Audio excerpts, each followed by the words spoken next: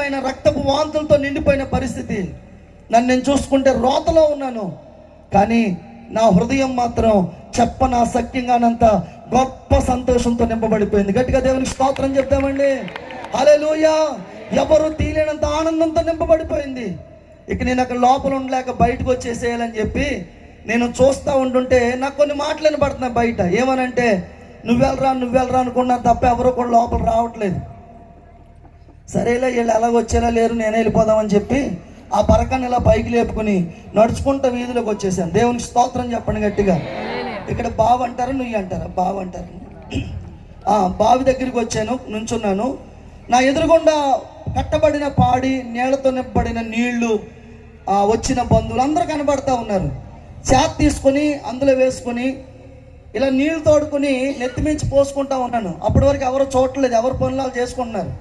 నా వైపు చూసి అలా చూడగానే వాళ్ళకి కంటి చూపే కానీ నోటి మాటలేదు. గట్టిగా దేవునికి స్తోత్రం చెప్పండి. హల్లెలూయా.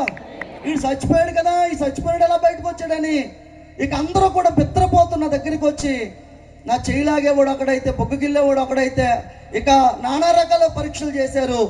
ఆ పరీక్షల్లో వాళ్ళకి తెలియని విషయం ఏంటంటే వీడు బ్రతికి మరలా పట్టగట్టాడని. గట్టిగా దేవునికి స్తోత్రం చెప్తామండి.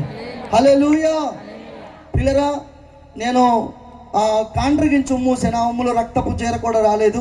లోపలికి వెళ్ళాను, మారు బట్టలు కట్టుకున్నాను. 4 రోజులాగాను.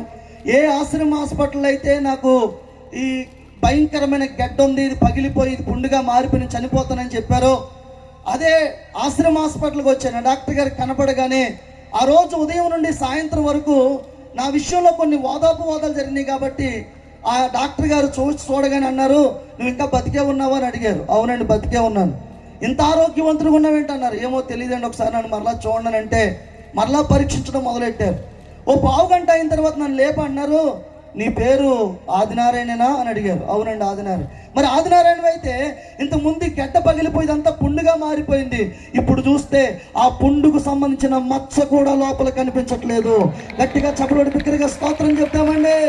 హల్లెలూయా. ఏం జరిగిందని అడిగారు. అయ్యా, 4 రోజుల క్రితం మీరు అన్నట్టుగా నెల 13వ రోజు నేను చనిపోయాను. కానీ ఇప్పటికీ నాకు అర్థం కాని విషయం ఏంటంటే, ఆకాశం తెరవబడింది, రక్తముతో మిళితమైన ఒక హస్తం కిందకి దిగి వచ్చింది, భాగంలో తాకింది. ఆ హస్తం తాకిన తర్వాత నేను బ్రతికి మరలా పట్టగట్టానని అంటే, ఆ డాక్టర్ గారు కుర్చీలో కూర్చుని ఆయన పైకి లేచి నా చేయి పట్టుకుని ఒక రూమ్లోకి తీసుకెళ్ళి కుర్చీ వేసి కూర్చోబెట్టి అంటున్నారు అటు ఇటు తిరుగుతూ, నిజంగానే హస్తం తాకిందా? అవునండి, తాకింది. ఆ హస్తం ఎవరిదో నీకు తెలుసా? నాకు తెలియదండి. ఎప్పుడు వినలేదా నీవు? ఎప్పుడు వినలేదండి. ఆ హస్తం ఎవరిదో నీకు తెలుసా అని అడుగుతున్నారు. ఎవరిదండి ఆ హస్తం అంటే ఆయన చాలా బిగ్గరగా గట్టిగా ఇలా